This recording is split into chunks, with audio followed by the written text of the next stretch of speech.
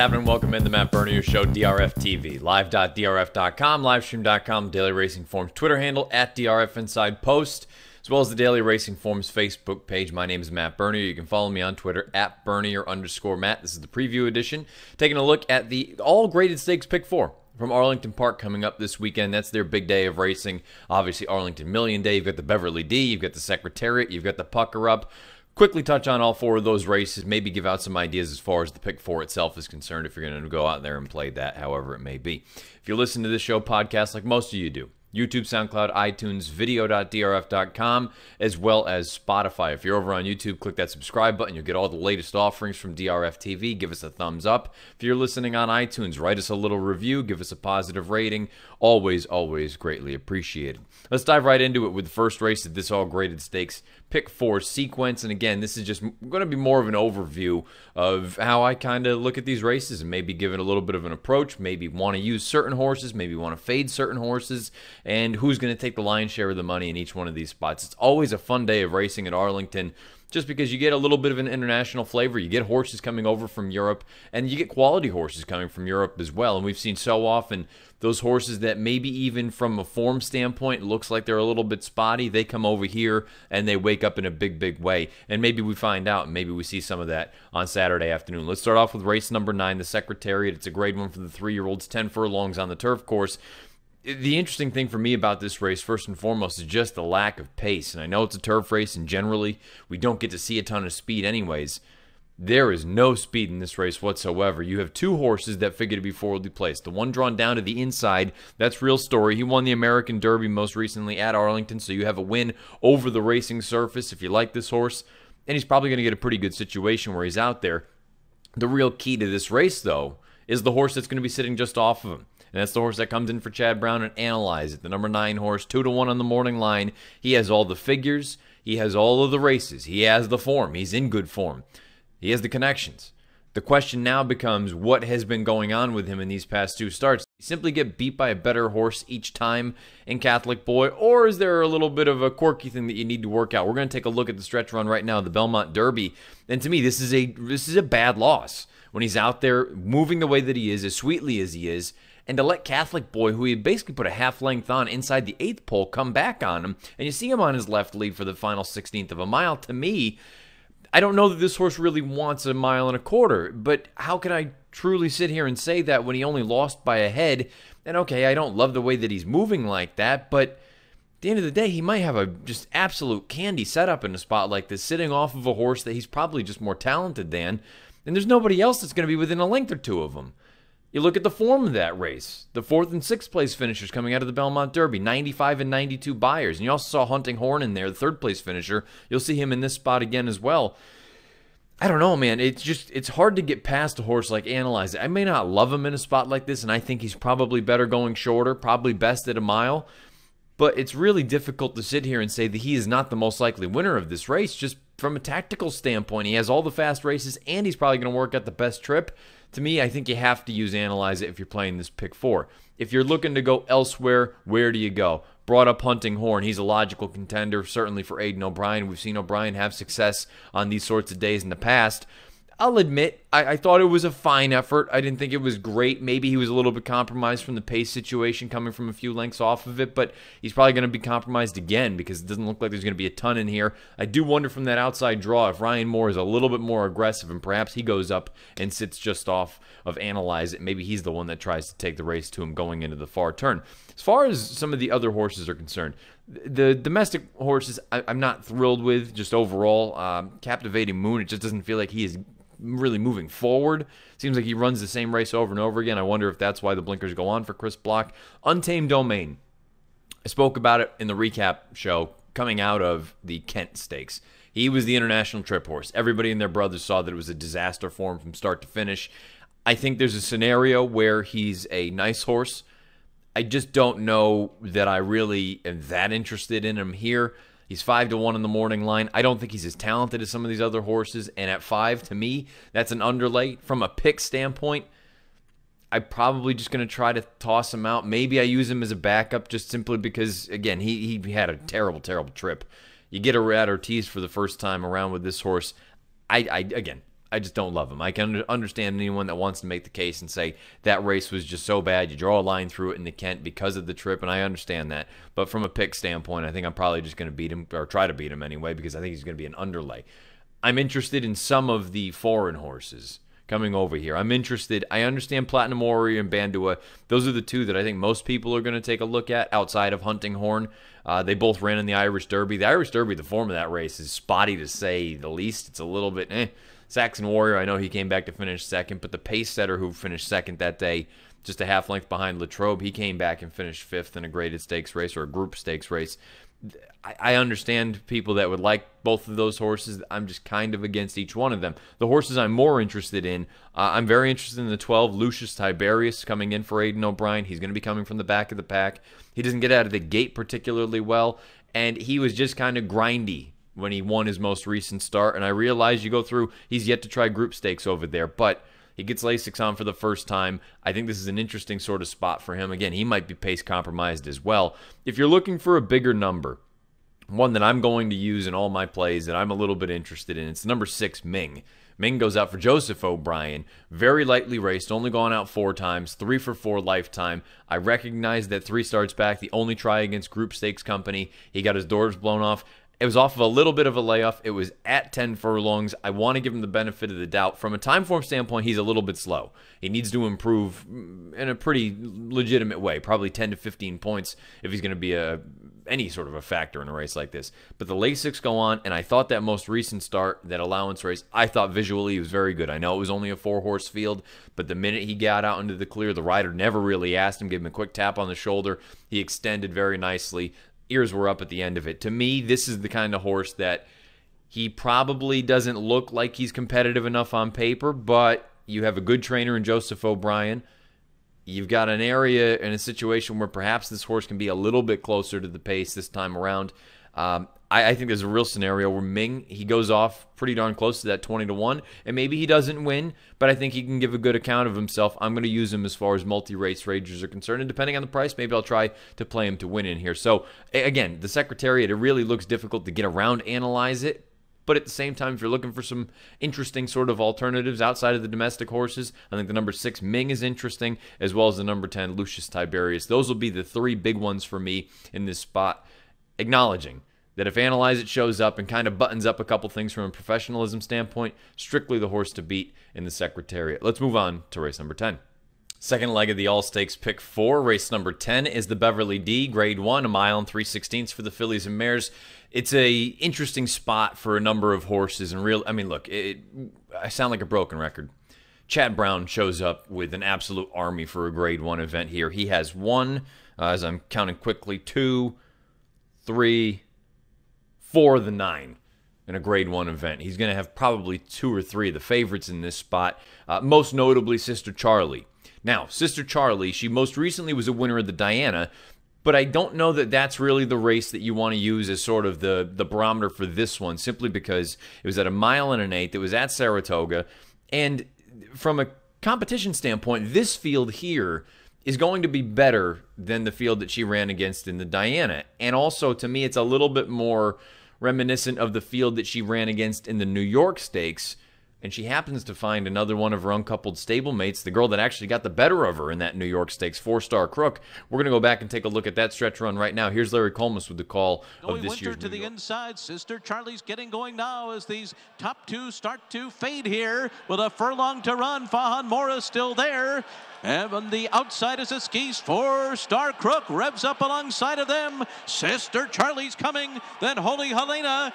And it is 4-Star Crook. Sister Charlie goes to her inside. And 4-Star Crook's going to hold on. And so the big key to that race was you had a complete runaway horse in Fahan Mora, who's a nice, talented runner from the West Coast for Vladimir Serin.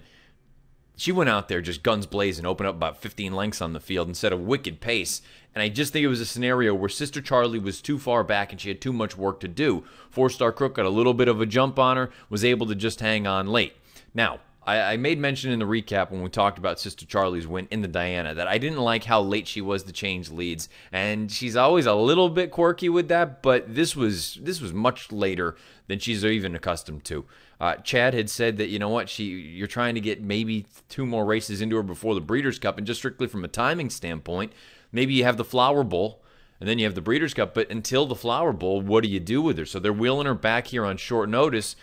I think she's a logical contender in here. I think you also have to acknowledge the fact that she is owned by Peter Brandt and another Chad horse in here, the number 5. I believe it's Taze. I don't know how you want to pronounce it. She's also co-owned by Peter Brandt. And this horse, the 5, on paper, she probably is a little bit overmatched, but she has some speed, and I think that's important. I wonder if she's in here basically just to ensure that there is pace enough for her to run at, or for her own coupled stablemate to run at, and Sister Charlie, and also for the other Chads as well, so the 4-star Crooks can make up a little bit of ground. So a horse like Inflexibility, who I think is interesting, she can sit a little bit off of it. I think she's at her best when she is slightly off the pace as opposed to up there pushing it. Sister Charlie, I'm not breaking any news. She is the horse to beat in a spot like this. I think you have to use her in a multi-race wager. If you're playing the race individually, knowing she's probably going to be in that 6-5 range, does she have a tremendous edge on this field? I don't know. I've kind of softened my tune on her a little bit. I think she's a very, very strong contender in here, and she is probably the horse to beat, but I just don't know that she lays over this field, and I think you could have an opportunity to possibly take a shot against her with some other horses. Now, having said that, there are other horses in here that I think are just overmatched. I've always been a fan of Daddy's Little Darling. I just don't think she's good enough, excuse me, to win in a spot like this. Nioletta coming in from overseas. She's got some decent form over there, but really, this is a pretty salty group of domestic horses we have. I think she's probably a little bit overmatched. Dona Bruja was the one that it took me a little while to really think about what I thought. That makes a lot of sense. She just doesn't... I don't know what to make of her at this point.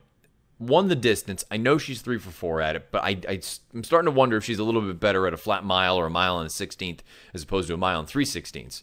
She's also been gone since the Jenny Wiley, and I know this was kind of the plan all along. This is a long layoff. You're going to have to be ready to fire your absolute best against probably the best. She was no match for Sister Charlie and 4-star Crook down at Keeneland. Now, I've got a little bit of a theory there. I wonder if she is very similar to a horse like the horse that Brendan Walsh has in Proctor's Ledge, where maybe they just don't like Keeneland particularly, because you see Dona Bruja, the Jenny Wiley, as well as the First Lady. Those were 2 kind of blah efforts, and she just surrounds that with really solid form. I think she's interesting, but having said that, again, you got to make a call somewhere. I'm going to leave her off my tickets. Maybe that's going to be the kiss of death. I just think this layoff with the company that she's going to have to be running against, I just want to take a little bit of a shot against her in here. Oh So Terrible, just overmatched on paper. If she wins, I'll lose everything. It is what it is. The horse I'm most interested in is Athena. Now, Athena, going into the Belmont Oaks, the race looked good. It looked like it was a competitive field. You could go a few different ways. And Athena, and I stand by this, I put out my value line on DRF Live that Saturday when they ran the Belmont Oaks, and I had somebody tear it apart because I made her 32-1. I said, based on the form that she had brought into that race, and considering how all the other girls, especially ours here, were kind of stacking up, I thought Athena was just sort of a throw-in.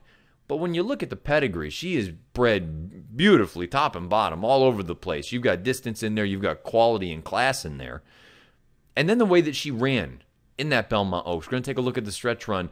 The way that she finishes, I just loved everything about it. I thought it was a big league effort, and they knew all along that they were likely going to have to face older horses if they wanted to send her over here and get distance, and they didn't have a problem with that. And these connections have done this sort of thing successfully in the past. I like everything about it. The 1.25 miles. I know they got some significant rain in Chicago earlier this week, but I think it's supposed to be okay for Saturday afternoon. She's probably a little bit better on firm, but I don't think she's incapable of acting on ground with a little bit of cut in it. Ryan Moore maintains the mount. She's 3-1 on the morning line. I don't know if I'd be thrilled with 3-1. I think she's going to need to float up a little bit there for me to really be enticed. And I think Chad's going to take some money with his entire army. I think Athena, to me, is the one that I want to have most of my eggs into her basket. I'm going to also use Sister Charlie. I'll use a little bit of Inflexibility just because I like her, and I thought she ran too well to lose in the Dance Smartly. And I'm also going to use 4-star Crook. I mean, you're kind of at the point in time now where if you don't use Chad, you're almost setting yourself up for failure. So I have to use the logical Chads. I won't use the 5 horse because I do think that Thace or Thighs, however you want to pronounce it, she's nothing more than sort of a pace setter to make sure that there is something for the other girls to run at. I'm going to use the other Chads. I'm going to use Athena. I'm going to try to beat Dona Bruja, and I'm going to try to basically throw out the rest of the field. Most of my eggs are going to be in the Athena basket in the Beverly D. You have to respect Sister Charlie. You have to respect 4-star Crook, and I'll also use a little bit of inflexibility. We turn the page to the 11th race, the Million. On to the Million, race number 11. You can go a few different ways in here. Again, as always, Chad Brown well represented. Aiden O'Brien well represented in here. He's got Deauville. I think this is an interesting spot for a few different horses. Let's start off with the Chad grouping. I don't even know how many there are, but the grouping. Almanar might be the most intriguing of them all, simply because he's the kind of horse that, when he's right, you know what he's capable of. The problem is he had been gone for nearly a year and a half before we most recently saw him at Belmont Park. But I tell you what, he was as visually impressive as you can be winning that race, that $100,000 optional claimer, because Rosario had him to the back. He's throwing his head. He's a little bit rank, wants to go, eased him out into the clear. And I don't think he ever asked him to run until the very end. And that was just when you had a horse coming down on the inside and Ticonderoga that maybe looked like he was going to threaten for a minute. Visually, as impressive as you're going to find. Question a little bit about 1.25 miles. Question a little bit also, is he quite this good? Visually, he checked all the boxes, but you're going to have to do that against better horses this time around. Almanar might be the most intriguing of all the sort of Chad horses in here. But he's not the one that I'm most intrigued with of Chad's. We'll get to those momentarily. Let's start off with the morning line favorite. The outside runner is Oscar Performance for Brian Lynch. Oscar Performance is the kind of horse that I've always thought is better going a little bit shorter. And his return to the races, his first start as a 4-year-old, came considerably shorter. Came at a flat mile at Belmont Park in the poker, and he could not have been more impressive visually. Here is the stretch run from Larry Colmus. On the outside, Majula closing down the center. Balarax is next. Force the pass and fire away. Oscar Performance has taken the lead after 3/4 in 108.36. Oscar Performance a length and a half. Major Look on the outside is second. And then Voodoo Song toward the inside. It's Oscar Performance in front. Oscar Performance wins the poker by a length and a half over Major Look. Voodoo 104 Beyer, highest last out number in the field. 125 time form U.S. rating, raw, not including the pace situation. Third place finisher, Voodoo Song, next out winner with a 102. No matter how you chop it up, Oscar Performance ran a giant race that day. The question is, do you think he can do that at 1.25 miles? I realize he won the Secretariat at Arlington last year at 10 furlongs, but the way that he did, he popped back to his left lead at the end of the race. He's going to be breaking from post 11, so that's no bargain.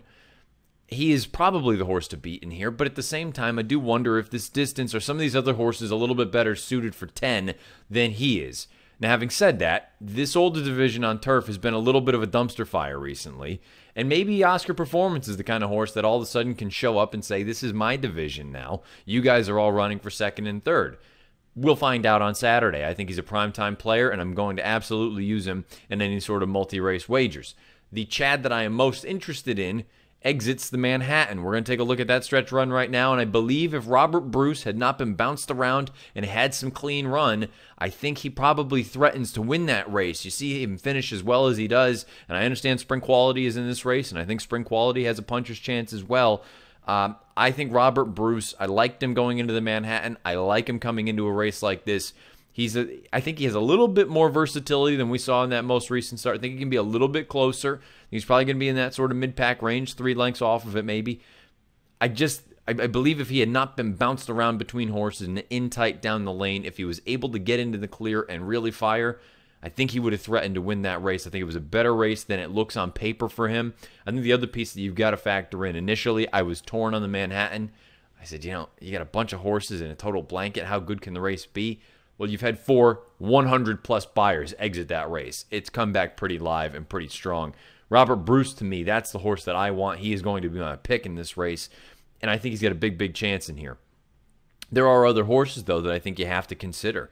Deauville, I've never been a big fan of his, But I can understand anyone that looks at him and says that he's a legitimate threat in a race like this for Aiden O'Brien and Ryan Moore. I kind of want to be against him. Money multiplier, you got to be concerned a little bit about the ground. If there is any sort of cut in it, is that really going to be to his liking? I know Chad has sort of rerouted him in the past due to ground conditions. Find out what you get on Saturday at Arlington.